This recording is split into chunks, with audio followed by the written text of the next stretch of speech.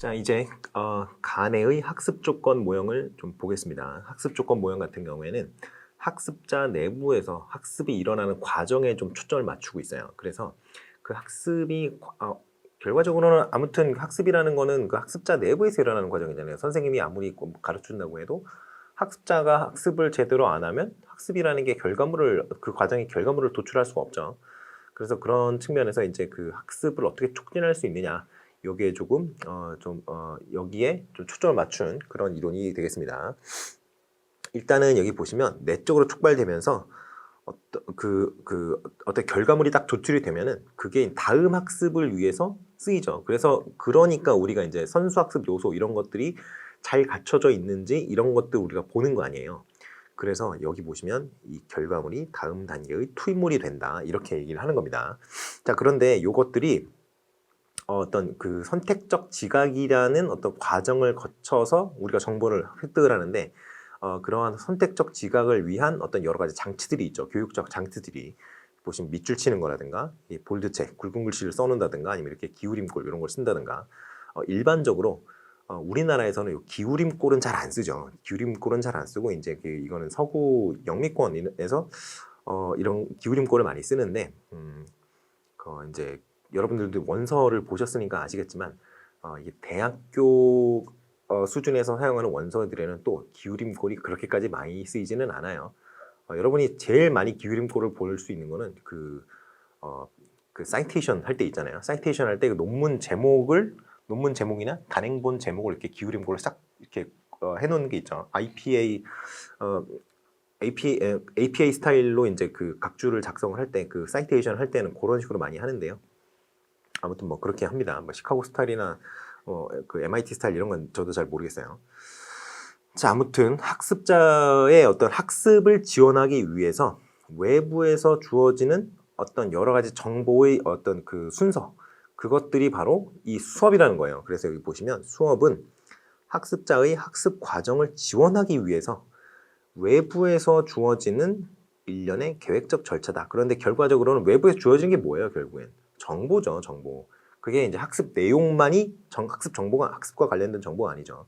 어떻게 그러한 정보를 처리해야 되는지, 메타인지적인 어떤 정보들도 전부 다 정보입니다. 그래서 결과적으로는 그 어떤 그 정보가 어떠한 순서로 주어져야 되는지에 대한 어떤 것들, 그런 것들이 이제 수업이라고 생각하시면 되겠어요. 자, 그러면 보시면 학습의 누가성을 전제한다 그러죠. 기본 전제를 좀 보시면 학습의 누가성을 전제를 한다고 합니다. 누가성이라는 게 뭐냐면 누적이 되어서 여기 이만큼 누적이 되었어요. 근데 그 위에다가 또 이만큼 쌓을 수 있고 그 위에다 이만큼 쌓을 수 있고 이렇게 된다는 겁니다. 그러니까 기본이 탄탄하지 않으면 그 위에 뭔가 쌓을 수가 없겠죠. 그러한 측면에서 누가적이다라고 얘기를 하는 겁니다.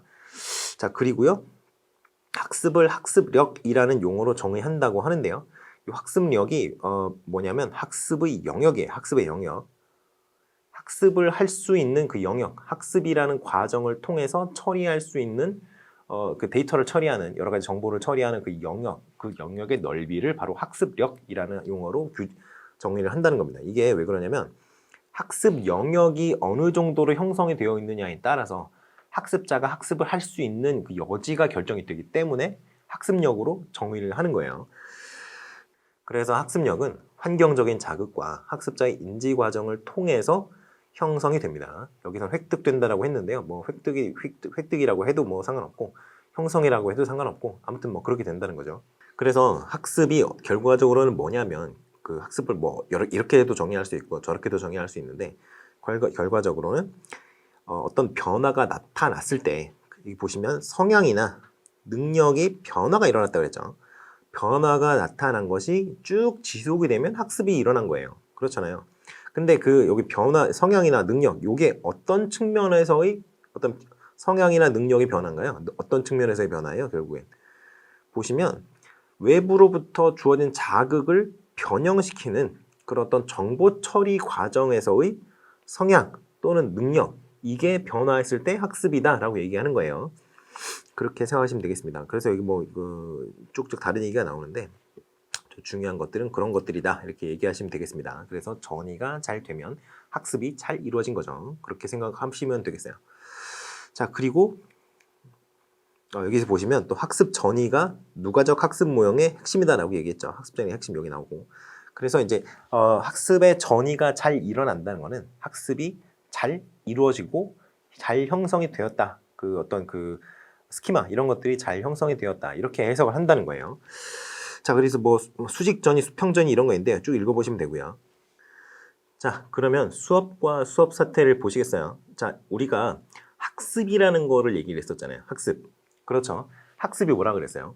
외부로부터 학생에게 전달된 어떤 정보가 있을 때 그 정보를 처리하는 성향이라든가 능력이라든가 이런 것들의 변화가 일정 기간 이상 꾸준하게 지속적으로 나타난다면, 관찰이 된다면 그게 학습이 이루어진 것이라고 얘기를 했잖아요. 그러니까 학습은 뭐가 되겠어요? 그 어떤 그 정보를 처리하는 성향, 정보를 처리하는 능력, 그것의 변화가 학습이 되겠죠. 그런데 이러한 어떤 변화를 변화가 나타나도록 또는 그 변화가 잘 나타나도록 도와주는 그러한 어떤 일련의 절차가 있습니다. 그게 바로 수업이에요. 수업이나 수업 사태나 똑같은 얘기인데요. 보시면 여기 내면적인 과정, 이게 정보 처리죠. 우리가 지금 얘기했던 학습이 어떻다 그랬죠? 외부로부터 정보가 주어졌을 때 그 정보를 처리하는 어떤 능력이나 성향, 이것의 변화라 그랬죠. 그러니까 한마디로 정보 처리가 기본에 깔려 있다는 거예요. 정보 처리하는 과정을 활성화하거나 또는 그 정보 처리 과정을 변화시키기 위해서 어떤 여러 가지 이제 노력들이 필요할 텐데 그러한 과정을 지원하려고 설계된 학습자 외부에 존재하는 절차죠. 그럴 수밖에 없잖아요. 수업은 누가 만들어요? 선생님이 만들잖아요. 그러니까 학습자 외부에 있는 거죠. 자, 그래서 이 수업이라는 게 결국에는 정보 처리 과정의 변화를 활성화하거나 정보 처리 과정의 변화를 지원하기 위해서 주어진 거니까 이게 학습자의 학습에 상당한 어떤 강도로 영향을 줍니다. 그러니까 체계적으로 잘 설계가 되어야겠죠. 잘 설계가 된 수업은 학습자의 학습을 굉장히 강화시킬 수가 있는 겁니다. 그래서 이거 보시면 위계적으로 구성이 되어 있어야 되고 수업 내용의 위계적 구성이 뭐 중요시되고 그래서 뭐 수업은 도입, 전개, 정리 이렇게 구성이 되어야 되고 이런 얘기들을 하는 겁니다. 그래서 선행 단계를 거치고 나서 그 다음에 후행 단계가 차례차례 제시가 되어야 된다는 거예요. 이게 왜 그래요? 학습이 누가적이라고 생각을 했기 때문에 이렇게 차례차례 주어져야 된다고 얘기를 하는 거예요. 아시겠죠? 그러면 이렇게 차례차례 주어지는 것이 잘 쌓여서 토대를 다져가면서 올라가려면 어떻게 학습 과제가 주어져야 되겠어요? 굉장히 잘 구분이 되어서 단계별로 어떤 그 번호가 매겨져서 그 순서에 따라서 학습 과제가 주어져야 되겠죠. 그래서 구체적인 세분화가 필요하다고 얘기하는 겁니다. 자, 그래서 학습의 구성 요소는 이런 것들이 있어요. 이제 학습이 어떤 거라 그랬죠? 정보를 처리하는 능력이나 어떤 성향, 이것의 변화라 그랬습니다. 그런 변화가 일어나는 영역들이 바로 이것들이에요. 자, 언어 정보를 처리하는 능력이나 성향, 지적 기능, 인지 전략, 운동 기능, 태도 이러한 영역들에서 변화가 나타난다는 거예요. 그러한 변화가 나타나는 영역이 바로 학습 영역이 되겠죠. 그래서 요거 쭉 보시면 됩니다. 언어 정보가 있고요, 지적 기능이 있고요. 지적 기능 같은 경우는 이제 상호작용하는 능력, 뭐 어떤 환경과 상호작용하는 능력, 뭐 이런 것들이죠. 그런데 그걸 어떤 걸 통해서요? 기호나 상징 이런 것들을 통해서 상호작용한다 그랬습니다. 인지 전략은 뭐 그냥 어떻게 사고를 할 것인지 그 어떤 구체적인 전략들 뭐 그런 거 얘기하는 거죠. 주의 집중, 뭐 선택적 지각, 뭐 부호화, 재생 문제 해결 뭐 이런 것들이 들어가는 거고요. 메타인지는 요것들을 통제하는 요 전체적인 인지 과정을 통제하는 그런 능력이 되겠죠. 운동 기능은 뭐 몸 움직이는 거고요. 여러분 뭐 많이 해보실 거 아니에요. 체육 시간에 뭐 물구나무석이라든가 뭐 철봉에 매달리기 뭐 이런 것들 있죠. 뭐 멀리 뛰기 이런 것도 있고요. 태도가 이제 학습에 대해서 긍정적으로 접근을 하느냐, 부정적으로 접근하느냐 이런 얘기입니다. 그래서 요거는 뭐 그렇게 중요한 건 아닌데 쭉 읽어보시면 되겠습니다. 그럼 학습 위계가 있어요. 자, 아까 제가 방금 전에 그런 얘기를 했습니다. 학습 과제가 어떻게 세분화되어야 된다 그랬죠? 아주 구조적으로 잘 나뉘어서 순서대로 제시가 되어야 된다고 했습니다. 그래서 학습의 어떤 위계를 정해놓은 게 있어요. 그게 왜 위계를 정해놨겠어요? 차근차근 학습의 어떤 내용들을 누가적으로 형성하기 위해서 이렇게 나눠 놓는 거잖아요. 그게 바로 8단계로 이렇게 나눠 놓는데요. 요거는 뭐 외울 필요는 없습니다만 보통 이제 그 개념서들 다른 거를 혹시 보셨으면 모르겠는데 여러분 이제 교수학습 이론을 대학교에서 이제 대학교 선생님들이 써놓으신 그런 개론서들 이런 게 가지고 계신 분들이 있으시면 요거 찾아보시면 요렇게 이런 식으로 돼 있을 거예요. 여기서 밑에부터 신호학습, 자극반응학습, 연수학습 뭐 이런 식으로 이렇게 도표 같은 게 이렇게 그려져 있는 그런 식으로 많이 그려져 있을 거예요. 보셨을 거예요. 근데 뭐 그렇게 굳이 할 필요 없으니까 저는 그냥 이렇게 쭉 썼습니다. 번호를 매겨놨어요. 그래서 1번, 2번, 3번, 4번 번호가 올라갈수록 번호가 커질수록 더 위에 있는 그런 기능으로 그냥 써놓은 겁니다. 그래서 뭐 이렇게 8가지 학습 위계가 있다. 이 정도 그냥 보시면 되겠어요. 근데 사실 상위에 있는 그 기능이 좀 더 복잡하고 정교한 그런 기능이겠죠. 신호학습 같은 경우는 그냥 딱 어떤 자극이 딱 일어났을 때 외부에서 어떤 자극이 우리가 감각기관을 통해서 자극을 인식할 수 있을 정도의 변화만 일어나면 그 변화를 캐치하는 게 신호학습이잖아요. 근데 문제결학습은 어때요? 이런 단순한 신호학습에 대한 어떤 기능이 아니라 그 문제와 관련이 있는 여러 가지 정보를 동시에 고려해서 그 문제 상황이라든가 어떤 그 문제를 해결하기 위한 어떤 그 복합적인 판단을 내리고 실행에 옮기는 그런 여러 가지가 그 관련이 돼 있는 거잖아요.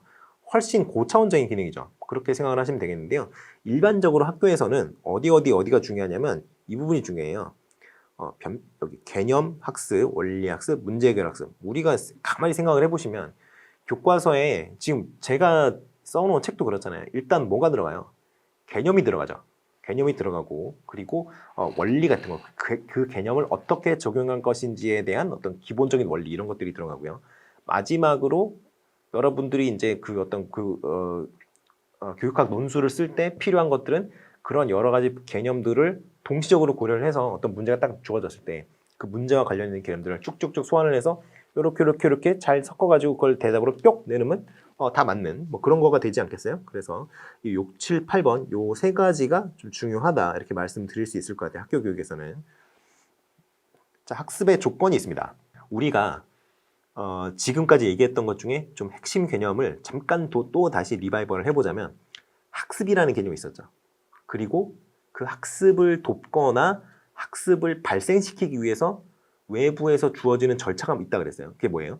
수업이라 그랬죠. 그것들이 바로 이것들과 관련이 되어 있는 겁니다. 외적 요인이면은 수업이랑 관련이 있겠네요. 그렇죠? 그리고 내적 요인은 뭐예요?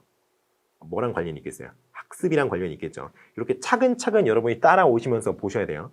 자, 그래서 외적 요인 같은 경우에는 결과적으로는 이제 수업과 수업 사태, 수업이나 수업 사태와 관련이 있는 그런 얘기가 그런 것들입니다. 그래서 어떠한 원리를 만족을 해야 되느냐, 바로 이런 것들이죠. 강화의 원리, 접근의 원리, 연습의 원리 이런 것들을 만족하여야 한다는 겁니다. 이 수업과 수업 사태가. 그래서 강화의 원리 같은 경우에는 만족할 만한 결과를 얻을 때 촉진이 되는 그런 거죠. 강화가 그렇잖아요. 리버스먼트라는 게 뭐예요?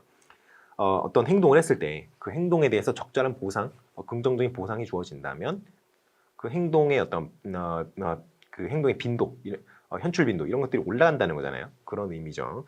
접근의 원리 같은 경우에는 어떤 그 자극과 반응의 사이의 거리, 행동과 어떤 보상 간의 거리, 물리적인 거리나 시간적인 거리, 주로 시간적인 거리겠지만요. 시간적인 간격이 짧을 때, 시간적으로 근접했을 때 더 잘 학습이 된다는 거죠. 그 연습의 원리, 반복해서 이제 학습을 하면은 아무래도 그 기교라든가 여러 가지 이제 원리를 적용하는 기교나 뭐 이런 그런 테크닉들 있잖아요. 그런 것들이 더 세련되죠. 그러니까 세련되어지죠. 그러니까 연습이 좀 필요하다 이런 얘기를 하는 거고요.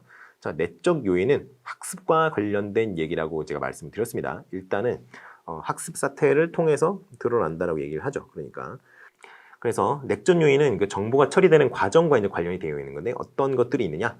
본질적 내적 상태 그리고 보조적 내적 상태 이렇게 나눌 수가 있습니다. 본질적인 내적 상태는 그냥 선수학습 요소가 잘 학습이 되어 있는 상태를 말해요. 그러니까 필수적으로 어떤 달성을 해야 되는 그런 단계의 어떤 그 상태가 바로 본질적인 상태가 되는 거예요. 그리고 보조적인 내적 상태는 이런 것들이에요. 학습 동기, 자아 개념, 주의력. 이게 이제 보조적인 내적 상태죠. 이게 학습이 잘 이루어지게 만드는 어떤 양념 같은 거예요. MSG 같은 거죠. 이런 것들이. 그렇게 생각을 하시면 되겠습니다. 자, 그래서 교수 사태를 이렇게 나눠봤어요. 교수 사태가 교수 학습이 나타나는 그 장면을 얘기하는 거죠. 그래서 우리가 지금까지 얘기했던 것 중에 가장 핵심 개념이 뭐였죠? 학습과 수업이었죠. 그거가 똑같아요. 여기 학습이고 수업이잖아요. 근데 수업이 뭐라 그랬어요? 학습은 학습자의 어떤 내적인 차원에서 일어나는 게 맞죠. 학자의 내면에서 일어나는 거잖아요. 학습이라는 게. 그래서 내적 과정이라고 얘기하는 건데 수업은 어떻다고요? 학습을 발생시키거나 학습을 촉진하기 위해서 외부에서 설계해서 이게 주어지는 거라 그랬죠. 그래서 외적 과정이라고 얘기하는 거예요. 그러면 일단은 이 외적 과정이 내적 과정을 유발하는 거예요. 이게 보시면 그 책들이 보면은 학습 사태가 여기 와 있고 수업 사태가 여기 와 있는 그리고 수업 사태 예시 이렇게 되어 있는 경우가 굉장히 많거든요. 근데 그렇게 되면은 학습 사태가 먼저 나타나고 수업 사태가 따라오고 그리고 수업 사태 예시가 이렇게 있고 이런 식으로 해석을 할 가능성이 있어요. 그래서 저는 바꿔놨습니다. 외적 과정이 먼저 일어나면 외적 과정이 주어졌기 때문에 학습 사태, 내적 과정이 유발되는 거예요. 이렇게 생각을 하셔야 돼요. 자, 그러면은 보세요. 이게 학습 사태가 이쪽에 있고 수업 사태가 이쪽에 있다고 생각을 해보세요. 그럼 주의가 이미 일어났는데 주의를 왜 집중을 시켜요? 이미 일어났는데. 그러니까 제가 그 구성을 이렇게 바꿔놓은 겁니다. 자, 그래서 일단 외적으로 교사가 주의를 집중시키면 학습자의 주의가 상승이 되겠죠. 주의가 발생을 하겠죠. 수업 목표를 제시하면 내가 무엇을 공부하겠구나 동기화가 되고요.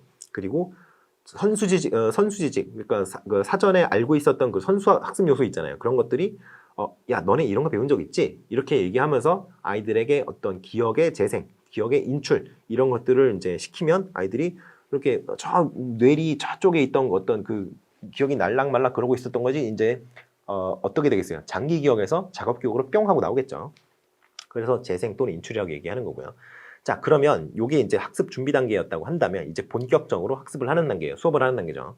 자, 그래서 획득 및 수행 요 단계가 있습니다. 여기서는 자극 자료 제시. 이거는 그냥 그 학습 자료 제시하는 거 똑같아요. 학습의 안내, 자극 자료를 어떻게 쓸 것인가 이런 것들을 쓰는 거죠. 부호와 장기 조정수 입력 이런 것들이 일어나고요. 그리고 아이들이 실제로 막 해보게 합니다. 지금까지는 어떻게 해라라는 디렉션을 주는 단계였어요.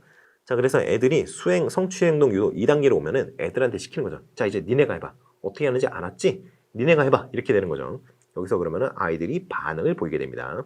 그리고 피드백을 제공하면 아이들이 끄덕끄덕 이렇게 되면서 강화가 일어나게 되는 거죠. 그리고 이제 여기서 보시면 마지막에 이제 피드백하고 평가하는 단계가 2단계예요. 재생 및 전이 단계. 그래서 아이들이 얼마나 잘했는지에 대해서 평가를 하고 그러면 이때 평가를 할 때는 내가 기억을 해놓은 거를 가지고 와야 그 문제를 풀 거 아니에요. 문제를 종이에 있는 뭐 쪽지 시험이든 아니면 뭐 형성평가든 뭐가 됐든 수행평가가 됐든 뭐가 됐든 평가를 받으려면 기억을 하고 있었던 뭔가 지식을 소환을 해내서 인출해서 재생해서 그 문제를 해결해야 될 거 아니에요. 그러니까 이 과정에서 인출이라는 어떤 그 인지적 과정이 일어나겠죠. 자, 그것을 통해서 어떤 파지 및 전이를 촉진하는 겁니다. 그래서 이게 파지랑 전이가 잘 일어난다면 일반화라는 어떤 과정이 일어나는 거겠죠. 그래서 여기 수업사태 예시 보시면 이렇게 쭉 이렇게 나와 있습니다. 요거 수업사태 예시 잘 봐두세요. 요게 좀 중요합니다. 이게 왜 중요하냐면 이제 요즘에는 구체적인 어떤 것들을 물어보기 때문에 그래요. 그래서 이 수업사태 예시를 잘 보아 놓으셔야 됩니다. 자, 그러면 발견학습을 볼게요. 발견학습 같은 경우에는 브루너가 이제 얘기를 했는데요. 발견을 한다는 건데 뭘 발견을 할까요? 개념이나 원리 이런 것들을 발견을 하는 겁니다. 보시면 개념과 원리를 탐구하고 발견 이렇게 얘기를 하는 거예요.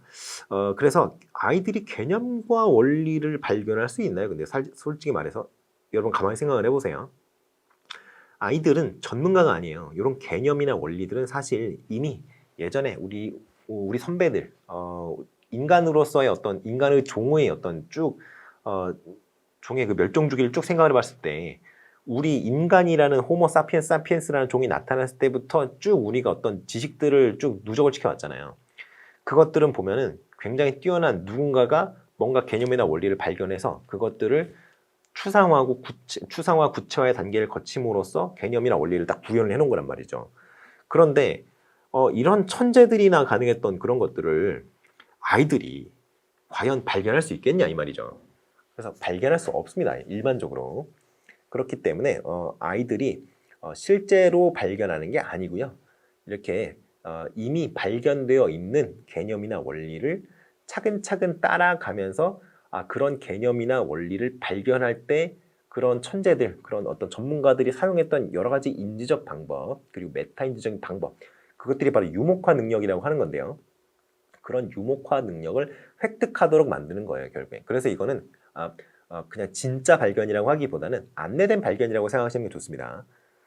자, 그래서 브루노 교수 좀 이제 세부적인 얘기를 해볼게요. 그럼 브루뇨라고 했네요.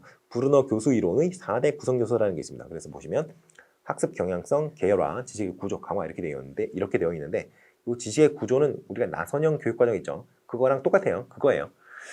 자, 일단 학습 경향성 보시겠습니다. 학습 경향성은 그냥 동기라든가 학습에 대한 의욕이라든가 뭐 이런 것들이죠. 학습에 대한 어떤 태도 이런 것들이 바로 학습 경향성에 들어가요. 발생 조건은 적절한 수준의 불확실성. 왜냐하면 챌린징 해야 되니까 도전적이어야 되고 그 어떤 그 도전감을 불러일으킬 수 있는 그런 정도여야 하니까 적절한 수준의 불확실성이어야 된다고 하는 겁니다. 실패에 대한 불안감 문제. 이게 뭐냐면 우리가 성공 경험을 누적시키는 게 중요하다고 했잖아요. 그리고 성공 경험을 누적시키는 과정에서 여러분이 필요한 것 중에 하나가 난이도 조절만 있는 게 아니에요. 어떤 것들도 있어야 되느냐면 문제를 해결하는 과정이 있을 거 아니에요. 그 문제를 해결하는 과정 위에서 아이들이 실패를 분명히 경험하게 됩니다. 그런데 그것조차도 그냥 다들 그래. 틀릴 수도 있지. 그게 왜 문제야. 다시 해보면 되잖아. 이런 식으로 여러분이 격려하고 취업해주면 내가 실패해도 혼나지 않는구나. 이렇게 불안감을 없앨 수 있는 그런 계기가 되겠죠. 이런 것들이 좀 중요하다는 거죠. 학습 과제, 학습 목표 인식 이런 것들이 좀 중요하다 그랬습니다. 이게 무엇에 중요하다 그랬죠? 동기 형성에 중요하다 그랬어요. 자, 그리고 계열화하는 게 중요하죠. 계열화가 중요한데 어떤 계열화를 하느냐. 이게 우리 나선형 교육과정 할 때 EIS 이론 기억나지 않으세요? 이게 이거예요. Inactive, Iconic, Symbolic. 그래서 이 활동적, 작동적 표상이 가장 구체적인 거고요. 상징적 표상이 가장 추상적인 겁니다. 그래서 추상성이 이렇게 올라가면서 이렇게 계열화가 되어 있어요. 활동적인, 작동적인 어떤 표상 같은 경우에는 아이들이 신체를 이용해서 뭐 획득할 수 있는 그런 정보들, 뭐 이런 것들, 그런 것들이 활동적, 작동적 표상이고요. 영상적 표상 같은 경우에는 이미 이제 직접 만져보고 맛을 보고 냄새를 맡아보고 이러한 어떤 신체 활동을 통해서 얻는 정보뿐만 그런 정보를 약간 추상화해 놓은 거죠. 어떤 걸로 추상을 해놨어요? 시각적인 정보로. 그리고 어떤 그림 같은 거 이런 것들을 이용해서 이제 추상화가 들어간 거죠. 데포르메가 일종의 데포르메가 들어간 거죠. 왜냐하면 실물이 아니잖아요. 그렇기 때문에 실물보다는 조금 더 추상화되어 있다라고 생각을 하면 되겠습니다. 일단 형태 자체가 진짜 그 형태는 아니니까요. 자, 그리고 이제 상징적 표상이 되는 거죠. 상징적 표상이 뭐예요? 이게 뭐죠? O죠. 산소 분자죠. O2 이런 뭐예요? 산소 원자죠. 그리고 H 뭐예요? 수소죠. 그러면 H2O 이렇게 하면 뭐가 돼요? 물이 되죠. 이거 상징적이지 않나요? 굉장히 기호잖아요, 이런 것들. 그래서 이런 기호 같은 것들을 이용해서 정보를 전달하고 처리하도록 하는 방식, 이게 상징적 표상이랑 관련이 있는 겁니다. 자, 지식의 구조를 볼게요. 우리가 그 나선형 교육과정 있잖아요. 브루노가 얘기했던 나선형 교육과정, 그거랑 이 지식의 구조랑 굉장히 밀접한 관련을 가지고 있어요. 자, 보시면 지식의 구조는 그냥 어떤 핵심적인 개념이라든가 원리라든가 법칙 이런 것이 지식의 구조예요. 그런데 이 지식의 구조가 어떻게 나타나냐면 여기 위에서 얘기했던 거 활동적, 영상적, 상징적 표상의 형태로 나타나죠. 그래서 이것들은 이 지식의 구조는 어떠한 어떤 특성을 갖고 있느냐? 경제성이라는 특성, 유효성이라는 특성, 이 특성으로 지식을 좀 분류를 할 수 있습니다. 그래서 보시면 이 최적 구조 개념은 그냥 보시면 되고요. 브루너 가설을 볼게요. 브루너 가설. 일단은 우리는 브루너가 얘기했던 그 가설을 한번 살펴볼 거예요. 이게 왜 그러냐면 지식의 구조가 활동적, 영상적, 상징적 표상 중에 하나로 나타난다며요. 그래서 그 지식의 구조가 최적 구조를 가지고 최적 구조로 표현이 되어 있다면 그리고 그 아동의 발달 수준, 이해 수준, 지적 수준에 맞게 변환이 되어 있다면, 번역이 되어 있다면 어떠한 내용이든 가르칠 수 있다라는 게 브루너 가설이에요. 자, 이제 최적 구조를 보시겠어요? 최적 구조는 각 분야의 적절한 표현 양식, 경제성, 유력 등에 의해 결정되는 그 구조예요. 아시겠죠? 이게 뭐냐면 어떤 영역의 어떤 내용들이 있어요. 어떤 영역의 내용들이 있습니다. 그런데 그 내용을 가장 잘 함축적으로 표현할 수 있는 구조가 바로 이 최적 구조예요. 이렇게 생각하시면 되겠습니다. 그래서 가장 광범위한 지식체에 생성될 수 있는 일련의 명제들로 이루어진 구조. 표현이 어렵죠. 그러니까 이렇게 생각하시면 되겠어요. 그 어떤 개념을 가장 함축적으로 잘 나타낼 수 있는 그 구조가 최적 구조다. 이렇게 생각하시면 되겠습니다. 자, 그래서 표현 양식이 이넥티브부터 아이코닉, 심볼릭 이렇게 점점 추상화가 강해진다 그랬죠. 그런데 이 최적 구조가 뭐에 의해 영향을 받는다 그랬죠? 경제성과 유효력에 의해서 영향을 받는다 그랬어요. 자, 경제성을 보시겠어요? 경제성의 크기는 구체적일수록 경제성이 낮고요. 추상적일수록 경제성이 높습니다. 자, 이게 왜 그러냐면 추상적인 경우에는 일단 구체적인 것도 볼게요. 구체적인 거는 그 어떤 전체적인 개념이라든가 지식의 구조는 어떻다 그랬어요? 함축되어 있고 뭐 잘 정리되어 있고 잘 짜여 있는 그런 것들이죠. 어쩔 수 없이 굉장히 추상적인 어떤 추상적인 확률이 높아요. 그러면 구체적인 어떤 정보들을 통해서 그런 추상성이 강력한 단계까지 이해를 하기 위해서는 필요한 정보의 수가 어떻겠어요? 진짜 많은 예시 같은 거를 봐야지 이렇게 감이 올 거 아니에요. 그래서 작동적인 어떤 그 정보들 같은 경우에는 작동적 표상은 경제력이 굉장히 낮습니다. 그런데 상징적 표상 같은 경우는 어때요? 상징적 표상은 우리가 이미 여러 추상화의 단계를 거쳐서 추상적인 그 추상화가 고도의 추상화가 이루어져 있는 경우가 많아요. 예를 들어서 H2 해볼까요? 보시면 H가 이렇게 이게 너무 크죠? 자, H가 이렇게 있고요. 그리고 O가 이렇게 있습니다. 이게 120도 정도의 각도를 이루고 있죠. 제가 알고 있기로는 110도인데. 자, 여기 보시면 이 구조에 굉장히 많은 정보가 들어가 있지 않나요? 일단은 이게 연결이 되어 있다, 결합이 되어 있다. 무엇을 통해서 결합이 되어 있어요? 전자를 공유하면서 결합이 되어 있잖아요. 근데 전자를 공유하려면 우리가 원자핵을 감싸고 있는 그 전자고리가 전자고리에 있는 전자구멍이 같하게 되겠죠. 전자구멍에 이제 전자가 들어가서 이렇게 돌아가죠. 이렇게 돌아가고 하니까 이런 정보라든가 이게 왜 120도를 이루고 있는가 이런 거에 대한 거라든가 그러한 여러 가지 정보가 이미 H2O라는 표현에는 이미 다 녹아 있어요. 이렇게 120도 각도를 가지고 그리고 있는 것 자체가 굉장히 많은 정보를 가지고 있잖아요. 그러니까 어떤 문제를 해결하기 위해서 필요한 어떤 정보의 수가 어때요? 적죠. 그렇기 때문에 경제성이 높다는 겁니다. 자, 그럼 유효력을 한번 볼게요. 유효력 같은 경우에는 이미 알고 있는 어떤 개념 이런 것들이 다른 개념을 만들어낼 때 얼마나 용이하냐라는 게 바로 유효력이에요. 이게 알기 쉬운 정도로 이제 해석을 하시면 되겠습니다. 그래서 유효력이 크면은 이해하기도 쉬워요. 아시겠죠? 그리고 이 유효력이 높은 경우에는 경제성도 높은데 경제성이 높은데 유효력이 낮은 경우 이런 것들도 있습니다. 그래서 뭐 어떻게 딱 어느 유효력이 큰 유효력과 경제성이 이렇게 어느 일방적으로 포함되는 관계 이런 거는 아니에요. 그러니까 뭐 이렇게 유효력, 경제성 이게 그냥 이렇게 되는 관계라고 생각하시면 되겠습니다. 근데 유효력이 굉장히 높으면서 경제성이 떨어지는 경우 있죠. 경제성이 낮은 경우. 그런 경우가 어떤 경우예요? 이런 경우죠. 이런 경우는 사실 그렇게 많지는 않아요. 있긴 있습니다만 뭐 많지는 않은데 있긴 있다고 하더라고요. 저는 일단은 이런 예시는 찾지는 못했어요. 그런데 뭐 그렇다고 하더라고요. 자, 그렇게 생각하시면 되겠습니다. 자, 그러면은 전이가 중요해요. 전이가 굉장히 중요하죠. 일반 전이가 가능하다고 합니다. 특수 전이랑 일반 전이랑 어떻게 달라요? 일반 전이는 아무데나 다 쓸 수 있는 거고 특수 전이는 그 어떤 토픽에 관련된 그 한정된 영역에서만 전이가 이루어지는 거죠. 그래서 새로운 어떤 정보를 처리할 때 과거 학습 결과 딱 거기서만 쓰이는 게 바로 일반전이에요. 그런데 여러분들이 이제 특수전이에요. 자, 일반전이는 어때요?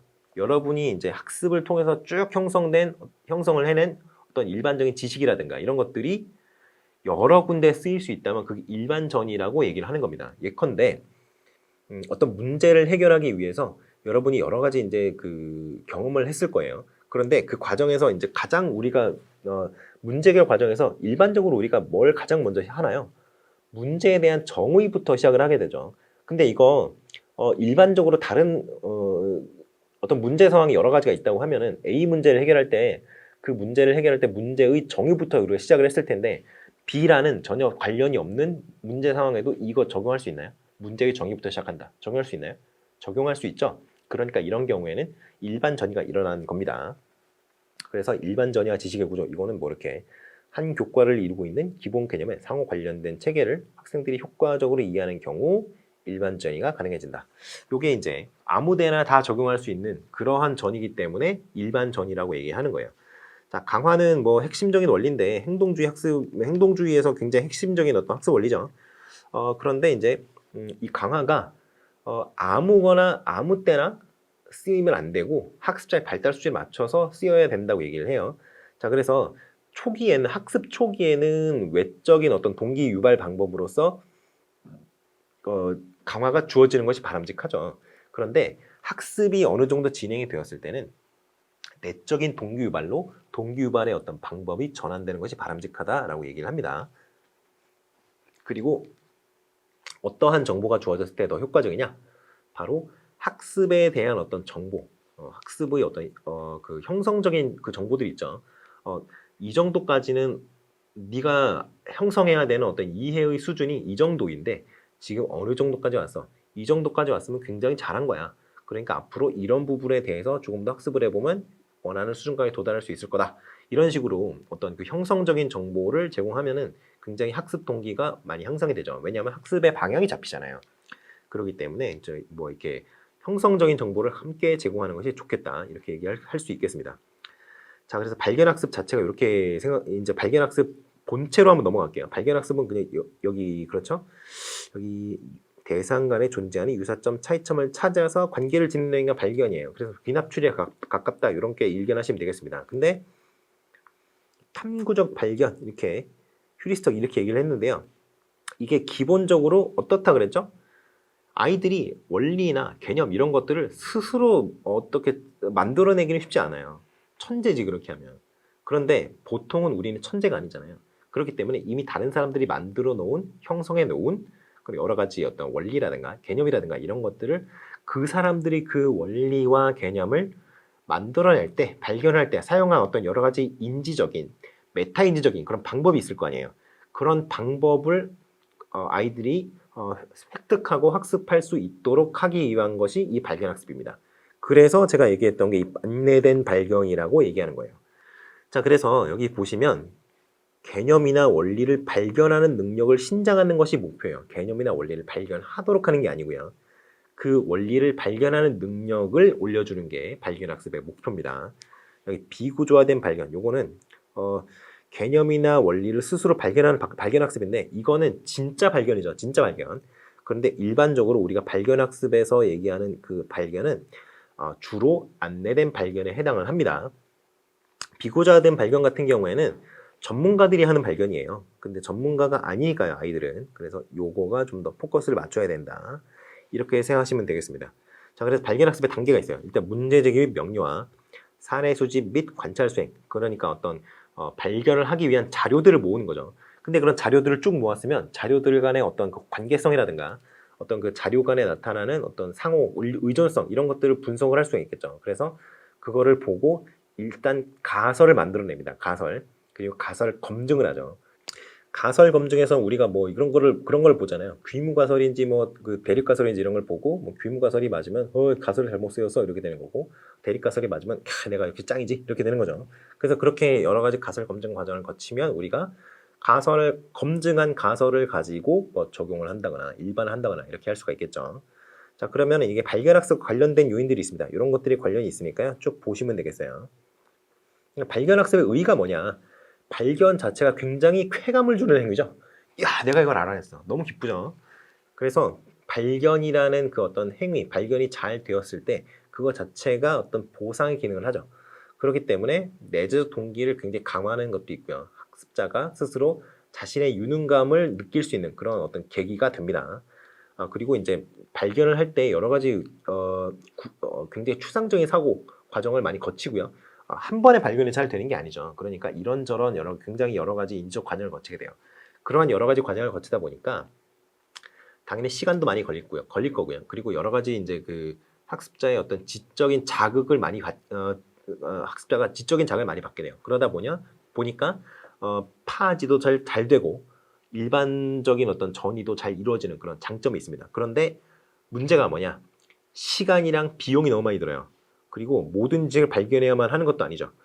그래서 일단 유추 능력, 뭐 귀납적인 추리든 뭐 연역적인 추리든 아무튼 유추 능력이 너무 필요한데 이 유추 능력이 필요하다는 게 뭐예요?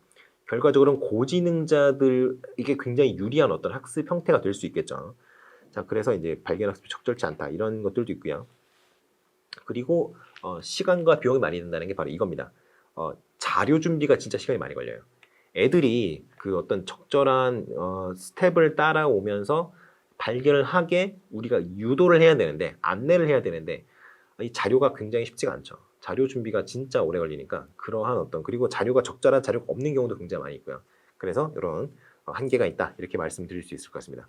나선형 교육과정은 그냥 여러분 쭉 읽어보시면 돼요. 여러분 다 아는 얘기입니다. 이미 한 번 했어요. 자, 그리고 이제 참고 자료의 어떤 적성 처치 상호작용 모형, ATI 모형 이거는 좀 보고 넘어가겠습니다. 자, 그러면 적성 처치 상호작용 모형을 볼 건데 이게 기본적으로 학습자가 여러 가지 특성을 가지고 있잖아요. 학습자 개인차라는 데에 대해서 우리가 교육심리학 때도 얘기를 했었고 지속적으로 학습자 개인차에 대한 어떤 얘기가 나오고 있습니다. 그런데 학습자의 개인차가 결과적으로는 요 특성이라는 거고요. 트레이시라는 거고요. 이 트레이스에 맞는 트레이스에 적합한 처치가 따로 있다는 겁니다. 그게 이제 적성 처치 상호작용의 어떤 기본적인 접근 방향이에요. 그래서 여기 쭉쭉 읽어보시면 되고요. 그래서 이 개인의 특성과 처치 간의 상관관계 이거가 이제 어떻게 교육 안에서 적용이 되어야 되느냐 이게 이제 그것을 이제 이론으로 정립한 게 바로 ATI 모형이 되겠습니다. 자, 보시면 제가 이거를 좀 설명하는 이유가 뭐냐면 일단은 그 ATI 모형에 대해서 제대로 설명한 책이 하나도 없더라고요. 논문을 안 읽어봤는 모양이죠. 그러니까 이거를 설명을 제대로 못하는데 그러니까 뭐 이상한 뻘소리들을 하는 거예요. 그렇게 해석을 하면 안 되는데 그런 식으로 막 해석을 하고 지멋대로 막 갖다 붙여놓고 그렇게 해석하면 안 됩니다.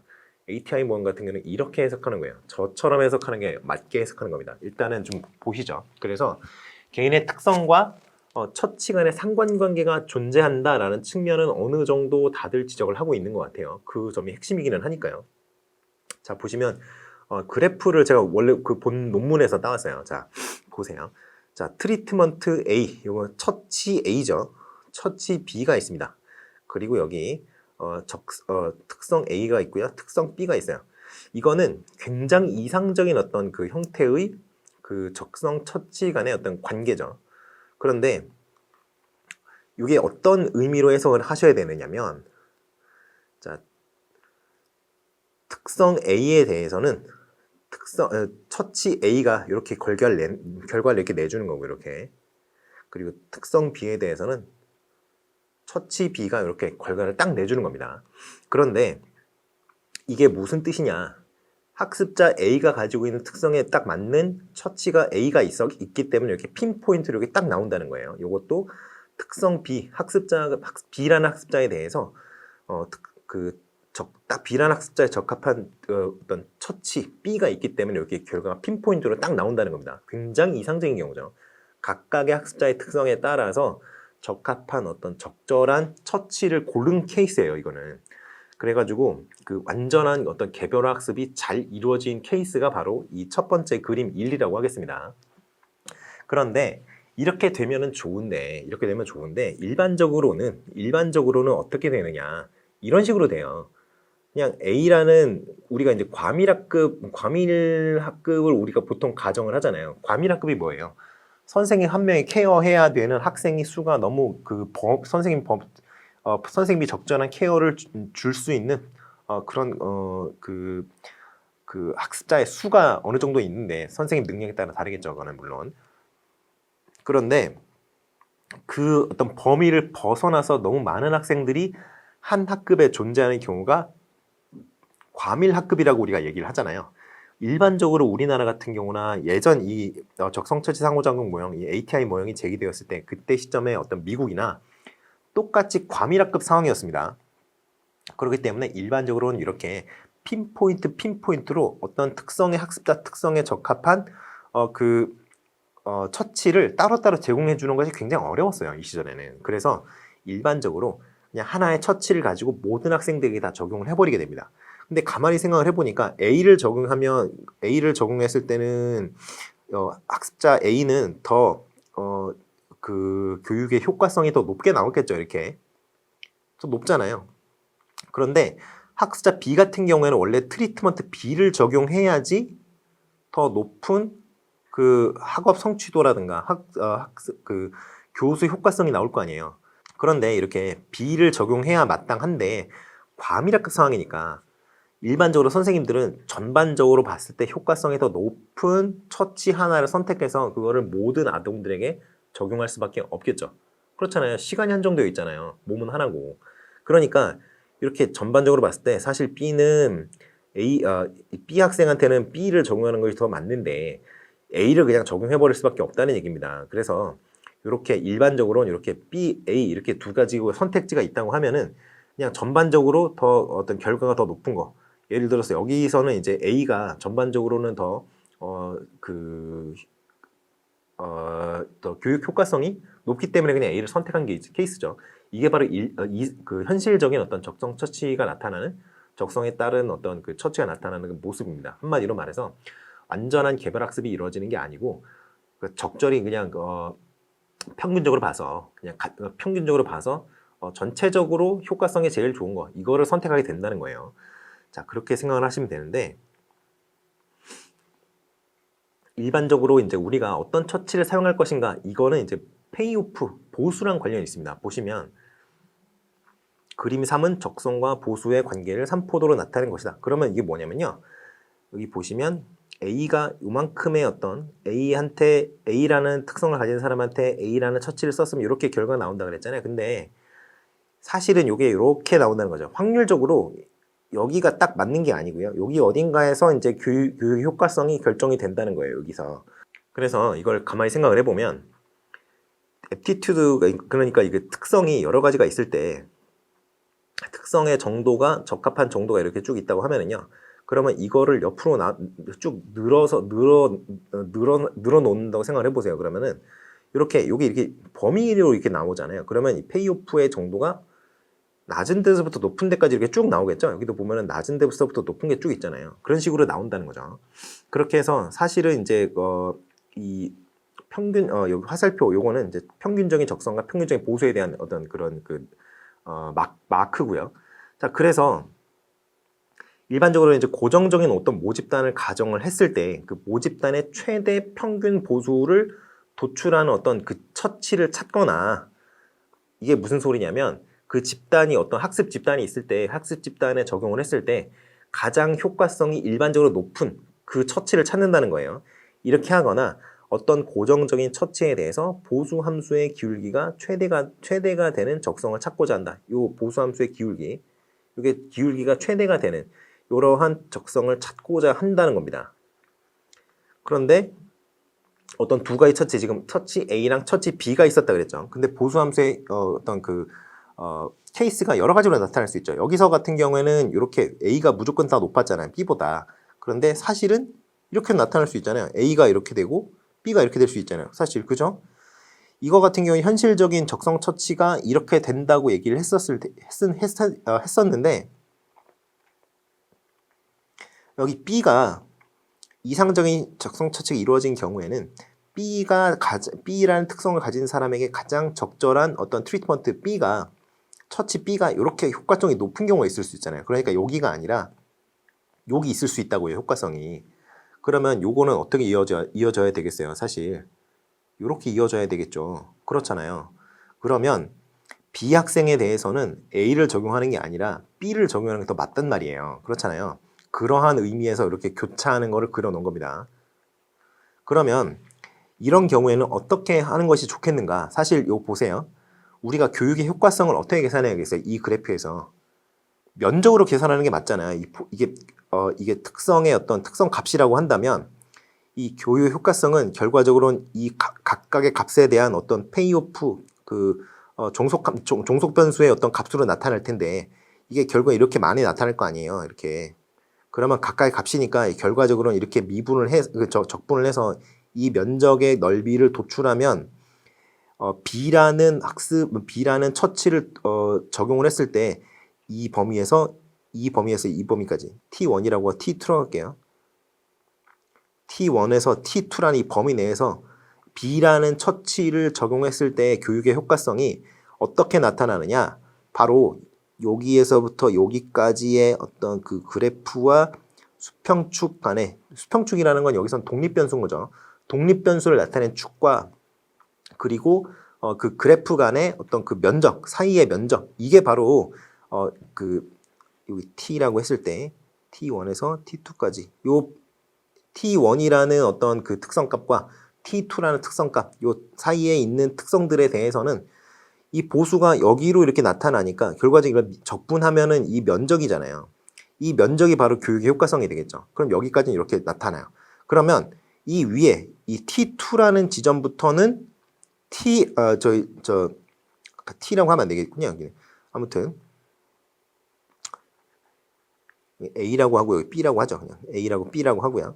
그럼 B부터는 A 처치 A가 더 효과적이잖아요. 그러면 B라는 특성값을 가진 이후부터 B라는 특성값 이상의 특성값이 나타나는 그런 트레이스에 대해서는 A라는 처치를 적용하는 게 더 유리하죠. 왜냐하면 여기서는 B를 처치하면 여기 면적이 이거밖에 안 되잖아요.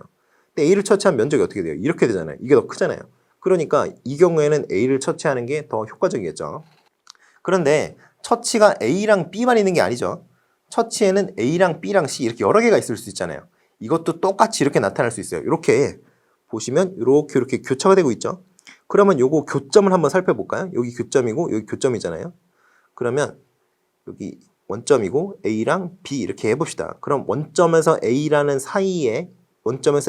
그 범위 사이에서는 이 B라는 처치를 적용하는 게 가장 효과적이겠죠. 왜냐면 이게 가장 넓이가 넓으니까. 그 다음에는 어디예요? A랑 B 사이. 특성값 A랑 특성값 B 사이에서는 C라는 처치를 적용하는 것이 가장 효과적이겠죠. 그리고 나서 B보다 더 큰 특성값을 나타내는 경우에는 A라는 처치를 적용하는 것이 더 가장 효과적이고, 이렇게 해서 보수함수의 어떤 그 면적의 크기를 가장 크게 하는 처치를 적용하는 것이 가장 교육적으로 효과적이라는 거예요. 이렇게 특성에 따라서 적용해야 되는 어떤 트리트먼트, 처치가 여러 가지로 복합적으로 나타난다는 게 바로 적성 처치 상호작용 그 모형의 어떤 핵심적인 내용이에요. 그런데 이런 내용을 아무도 가르치지 않는 것 같더라고요. 자, 그래서 아무튼 이거를 이제 가만히 생각을 해봤을 때 뭐냐면, 특성에 대해서 여러 가지 학습의 특성이 여러 가지로 나올 수가 있기 때문에 이 처치가 각각의 어떤 트리트먼트에 적합한 처치가 고려가 되어야 되는데, 그것들이 여의치가 않기 때문에 학습자의 어떤 적성과 처치, 이 두 가지 모두가 이제 어느 정도의 어떤 균형을 맞출 수 있게 이런 식으로 구간을 나눠서 적용하는 것이 가장 타당하다라는 것이 이 적성 처치 상호작용의 어떤 기본적인 어떤 그 결론이라고 생각하시면 되겠습니다. 보시면 처치가 다양한 측면에서 고려되어야 하는 것처럼 학습자의 적성 또한 다양한 측면에서 고려되어야 한다라고 주장을 한다는 거예요. 이게 결국에는 적성과 처치가 학습자의 학업 성취, 이거죠. 학업 성취가 결국엔 이 교육 효과성인데, 이 면적이잖아요. 이 면적을 최대화할 때 고려되는 게 이거랑 이 애프티튜드랑 페이오프, 결과적으로는 이 두 가지란 말이죠. 이 페이오프가 아니라 이 함수의 어떤 이 그래프를 시각화를 해놨긴 했는데, 이 그래프가 아주 중요하다는 거잖아요. 그래서 이렇게 생각을 하셔야 돼요. 자, 그래서 결론이 뭐냐? 일단은 적성과 처치 간의 상호작용이 굉장히 여러 가지로 나타난다. 그렇게 이제 생각을 하셔야 되고, 일단 그리고 굉장히 복잡한데, 이렇게 보시면 이거 굉장히 복잡하잖아요. 이게 지금 3가지니까 이 정도지, 4가지, 5가지, 6가지 쭉쭉 늘어날 수 있잖아요. 우리가 사용할 수 있는 교육 방법이 얼마나 많습니까? 그러니까 굉장히 복잡하다, 이렇게 생각을 하셔야 되고요. 명확하게 드러내기 힘들고, 그리고 어떤 적성 처치 간 상호작용의 효과가 교수행위와 기초가 되는지, 이런 것에 대해서는 아직 확실하게 드러나지 않는다라는 거죠. 그러니까 이것저것 다 해봐야 된다는 얘기예요, 사실은. 근데 요거는 요 정도만 보시면 됩니다. 여기 복잡하고 명확하게 드러나기 힘들다. 그리고 여기 적성 처치 간 상호작용, 이게 굉장히 흔히 발견되는 것이다. 한마디로 그냥 어떤 어떤 특성을 가진 학습자에게도 다 효과적으로 적용될 수 있는 처치가 있을 수도 있으나 일반적으로는 처치가 특성에 딱 매치가 되는 그런 어떤 그런 특성과 처치 사이에 어떤 관계가 있다는 겁니다. 자, 그렇게 생각을 하시면 되고요. 그렇게 생각을 하시고 이 ATI 모형을 접근을 하셔야 돼요. 자, 그렇게 생각하시면 되겠고요. 그래서 원리를 좀 보시겠어요. 원리는 적성과 처치의 상호작용이 어떻다 그랬어요? 복잡하다 그랬죠. 복잡하게 상호작용을 한다 그랬습니다. 그리고 과업과 상황이라는 변수에도 영향을 받는다. 이렇게 생각을 하시면 되겠어요. 자, 그래서 잘 구조화된 처치일수록, 그러니까 처치가 아주 굉장히 잘 디자인이 되어 있을수록 이 학습 능력이 낮은 학습자, 구조화가 잘 되어 있기 때문에 이미 학습 능력이 높은 학습자 같은 경우는 비구조화된 문제에 대해서도 해결력이 높은데 학습 능력이 낮은 학습자들 같은 경우에는 비구조화된 문제에 대해서 해결을 잘 못하는 그런 특성이 있잖아요. 그러니까 학습 능력이 낮은 학습자에게는 구조화가 잘 되어 있는 처치가 어울리고 일반적으로 그렇다는 얘기입니다. 그리고 비구조화된 처치일수록 학습 능력이 높은 학습자에게 효과가 크다. 뭐 상식이죠. 요즘에는. 그리고 불안도가 높거나 순종적인 학습자는 잘 구조화된 처치를, 불안도가 낮거나 독립적인 학습자는 비구조화된 처치를 선호한다. 이런 어떤 그 원리가 이제 ATI 모형에서 도출이 되고 있습니다. 자, 한계도 있어요. 이게 보시면 우리가 아까 이렇게 뭐 세 가지 특성을 가지고 우리가 얘기를 했잖아요. 페이오프 보수 함수와 여기 독립 변수의 축과의 어떤 면적을 최대로 하는 어떤 처치를 이렇게 쭉쭉쭉쭉 A, B 이렇게 골라가지고 막 했었잖아요. 그런데 어떤 특정 처치에서 가장 효과적일 것으로 추측되는 능력, 이게 반드시 그거에서만 적용되는 게 아니라 다른 능력에서 적용될 수 있기 때문에 이렇게 그냥 단순하게 표현할 수 있는 게 아니라 굉장히 복잡하게 다차원적으로 표현될 수도 있다는 것이 바로 ATI 모형의 한계입니다. 왜냐하면 이게 결과적으로는 처치와 적성과 처치 간의 어떤 관계를 명확하게 바라볼 수 없다는 그런 한계가 있다는 얘기예요. 자, 그리고 요게 지금은 학습자 능력의 변화에 대해서 고려를 하지 못하고 있어요. 학습자 능력이 변하거나 학습자의 특성이 변하거나 그럴 수도 있는데 그거에 대해서 고려를 하지 않고 있단 말이에요. 그러니까 이것이 지금 어떤 동적으로 변화를 할 때, 학습자가 동적으로 변화할 때 그 학습자의 동적 변화까지 고려할 수 있는 모형은 아니라는 겁니다. 그래서 그런 한계가 있고요. 그리고 세 번째가 요 어떤 적성 처치 상호작용이 효과적이라고 드러난 영역이 있어요. 그런데 그것이 다른 영역으로 전이가 될 수 있는가? 이거는 좀 의문이라는 거죠. 그렇게 좀 한계가 있을 수 있습니다. 그리고 이 적성 처치 상호작용이 결과적으로는 이게 이 결과적이 아니라 그 과정에서 살펴보시면 이거가 연구실에서 나타나는 그 적성과 처치 간의 상호작용에 대해서 분석한 거거든요. 근데 이게 실제 상황이랑은 안 맞은 어떤 디스크레펀스가 있을 수 있다는 건데 그런 것들은 좀 한계로 지정이 될 수가 있습니다. 자, 그리고 TTTI 모형이라는 게 있어요. 이게 뭐냐면 여기 보시면 태스크, 트레이트, 트리트먼트. 트레이시랑 트리트먼트는 아까 우리가 얘기했던 적성 처치 이거랑 똑같아요. 그리고 태스크가 또 포함이 됩니다. 이 TTTI 모형 같은 경우에는. 그래서 작업, 그 학습 과제 이것까지 사실은 인터액션이 그 상호작용이 이루어지는 거다라고 해서 ATI 모형을 약간 확장시킨 모형이라고 생각하시면 되겠어요. 자, 그래서 학습자의 특성으로는 뭐 이런 것들이 있습니다. 그리고 학습 과제가 좀 중요해요. 왜냐하면 학습자의 특성은 일단 잘 안 변하고 이미 정해져 있잖아요. 선생님이 어떻게 학습자의 특성을 막 자기 맘대로 변형시킬 수가 없죠. 변형시키려고 노력을 할 수 있고 뭐 부정적인 어떤 특성 같은 경우에는 선생님이 그 부정적인 특성이 잘 나타나지 않도록 그렇게 좀 여러 가지 노력을 할 수는 있죠. 그런데 이게 노력은 할 수 있겠지만 사실은 그렇게 사람의 어떤 특성이 쉽게 변하는 게 아니잖아요. 그러니까 이 트레이트 같은 경우에는 그냥 주어진 거예요. 주어진 거. 자, 그리고 학습 과제 이거가 선생님이 가장 잘 변형시킬 수 있는 거죠. 이 학습 과제랑 처치 이 두 가지가 선생님 입장에서 손쉽게 바꿀 수 있는 그런 영역이라는 겁니다. 그래서 이거는 주어진 것, 이거는 선생님이 변화시킬 수 있는 것. 그렇게 생각하셔야 돼요. 자, 그리고 일단 학습 과제가 수업 설계에서 가장 먼저 고려하여야 할 요소일 수도 있습니다.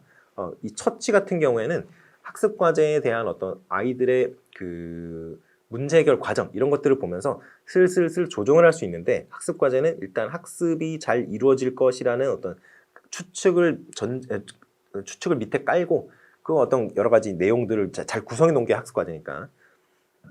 그래서 이 학습 과제를 짤 때 어떤 계열성이라든가 뭐 난이도라든가 다루고 있는 그 내용의 범위, 깊이 이런 것들이 다 고려가 되어야 된다는 거죠. 자, 처치는 일단은 교사 중심인지 학생 중심인지 좀 결정하여야 되고요. 그리고 이 처치가 학생들의 어떤 인지적 과정을 자극할 것인가, 연역적인 어떤 추리를 자극할 것인가, 아니면 귀납적인 추리 과정을 자극할 것인가, 이런 것에 대한 어떤 그 고려라든가, 그리고 이제 시각적인 자료를 활용해서 그 학습을 하도록 할 것인가, 뭐 청각적인 자료를 활용해서 학습을 하도록 할 것인가, 이런 여러 가지 요소들이 있잖아요. 학습 과제, 그리고 정보의 전달 채널이라든가 이런 것들이 동시에 고려가 되어야 된다는 거예요. 처치에서. 자, 교수 매체가 바로 그런 거죠. 교수 매체 같은 경우에는 이제 학습 자료의 형태죠. 그래서 분필이나 뭐 칠판을 이용해서 하는 그 일반적인 시각적인 어떤 요소를 할 것인가, 아니면 뭐 빔 프로젝터 이런 식으로 해서 아이들이 시각적인 정보를 받아들이도록 할 것인가. 이 분필과 칠판이 굉장히 좋은 이유가 뭐냐면 아이들이 즉석에서 상호작용을 할 수 있는 것은 가장 간단한 교구잖아요. 그렇기 때문에 이 분필과 칠판이 아주 구식이지만 굉장히 괜찮은 그런 특성이 있습니다. 그리고 요즘에는 이제 다 PPT 이런 거 만들어가지고 애들이 발표하고 막 그렇기도 하니까요. 뭐 꼭 이제 칠판과 분필이 접근성이 뭐 월등하다 이렇게 얘기할 수 있는 건 아닌데, 그래도 칠판과 분필 같은 경우는 이게 지우고 바로 분필로 글씨를 쓰거나 그림을 그리거나 할 수 있잖아요. 그렇기 때문에 그 PPT 같은 경우에는 어때요? 아이들이 막 이렇게 그 PPT 자료를 PPT 슬라이드 이런 거 만들 때 여러 번 시간 많이 걸리죠. 애들도 똑같아요. 그러니까 분필과 칠판이 훨씬 인스턴트한 어떤 접근성을 가지고 있는, 액세시빌리티를 가지고 있는 그런 교구기는 하죠. 자, 그래서 이런 것들을 그 학습의 어떤 그 주제, 영역, 내용 이런 것들과 잘 어울리는 거를 잘 선택을 하면은 좀 효과성이 좀 증대될 수 있는 그런 특성이 있죠. 자, 그럼 상호작용을 한번 볼까요? 상호작용. 지금 보면은 학습 과제, 그리고 학습자의 특성, 그리고 처치, 이 세 가지가 상호작용을 한다는 것까지는 우리가 어느 정도 알겠는데, 문제는 이 상호작용이 잘 드러나는 경우가 있고요, 잘 안 드러나는 경우가 있어요. 그런데 이 잘 안 드러나는 경우도 생각보다 굉장히 많아요. 왜냐하면 그 어떤 그 특성 자체가 명확하지 않은 특성이나 뭐 사실 그 처치라든가 학습 과제 같은 경우에는 선생님이 직접 조정을 하는 거니까 나름대로 명확하게 드러나는데, 그 학습 과제라든가 처치라든가 이런 것이 학생들이 어떻게 받아들여질 것인가, 학생들에게 어떻게 받아들여질 것인가, 결과적으로 학생의 특성이 문제가 되는 건데, 학생의 특성이라는 게 워낙에 다양하다 보니까 이 태스크랑 트리트먼트 이런 것들이 어떻게 받아들여질지, 어떻게 상호작용할지 이게 불분명한 경우가 굉장히 많아요. 그렇기 때문에 이렇게 뭐 암기직 수업 방법 뭐 할 때는 여기 탐구적 활동 뭐 이렇게 선택을 할 수는 있겠습니다만, 이것들이 어떠한 형태로 어떠한 어떤 파워를 가지고 상호작용하는지 불분명한 경우가 많으니까 여러 가지 옵션들을 고려를 해야 된다는 거예요. 그게 바로 여기 상호작용의 어떤 상호작용 이 섹션에서 강조하는 그런 내용입니다. 그러니까 여러 가지 다른 교육 방법, 교수학습 방법 이런 옵션들을 좀 생각을 하면서 계속 시험을 해나가면서 효과성이 좋은 어떤 트리트먼트를 찾아야 된다는 거죠. 태스크와 트리트먼트를 찾아야 된다는 거예요. 자, 한계 뭐 이런 거 쭉 보시면 됩니다. 이게 뭐 이게 사실 TTTI 이론이 뭐 듣기에는 좋은데요. 이게 거꾸로 적용되는 TTTI 모형에서 얘기했던 그 어떤 처치와 그 학습 과제와 학습자의 특성의 어떤 그 커넥션, 인터랙션 그런 것들이 이렇게 이론적으로 예상했던 것과는 거꾸로 적용이 되는 경우가 굉장히 많다고 해요. 그래서 이게 효과가 좋을 거다라고 생각을 해서 뭔가 적용을 했는데 사실은 이게 효과가 더 떨어진다거나 이런 경우가 많다는 거죠. 그리고 후속용이 별로 없다는 그런 단점이 있습니다. 자, TTTI 모형의 이제 유목화 능력 향상을 위한 어떤 수업 조건을 TTTI 모형에 적용을 해보면 이런 것들이 유목화 능력에 관련이 된다라고 생각을 할 수 있겠습니다. 유목화 능력이 뭐였어요? 아까 잠깐 얘기를 했었는데 어떤 추상적 개념이나 구체적 개념이 있다고 해보세요. 그래서 추상적 개념을 구체적 개념에 적용시키는 능력도 유목화 능력이고요. 구체적 개념들을 쭉 모아서 종합하고 어떤 그 조작을 함으로써 추상적 개념으로 연결시키는 것, 그것도 유목화 능력입니다. 결과적으로는 어떤 개념 간의 위계라든가 개념 간의 관계성 이런 것들을 도출해내는 그런 능력이 바로 유목화 능력이라고 하겠어요. 그래서 이렇게 유목화 능력이 아주 잘 발달되어 있는 학습자 같은 경우에는 여러 가지 학습 과제에 대해서 그 다양한 학습 과제에 대해서 해결 능력이 잘 드러날 수가 있겠죠. 근데 그 유목화 능력이 잘 발달되어 있지 않은 학습자 같은 경우에는 어때요? 딱 잘하는 것만 잘하는, 그리고 잘 못하는 건 계속 못하는 그러한 어떤 학습자가 될 수가 있겠죠. 그래서 유목화 능력을 발달시켜주는 게 중요한데 이 TTTI 모형을 적용을 해서 유목화 능력을 발달시키기 위해서 여러 가지 대책을 강구할 건데 그 중에 이제 그런 것들을 고려할 때 TTTI 모형에 그거를 이제 대입을 해보면 이런 것들을 생각을 해볼 수 있다 이런 겁니다. 그래서 이건 쭉 읽어보시면 되겠어요. 자, 그럼 오수벨의 유의미 학습을 좀 보시겠습니다.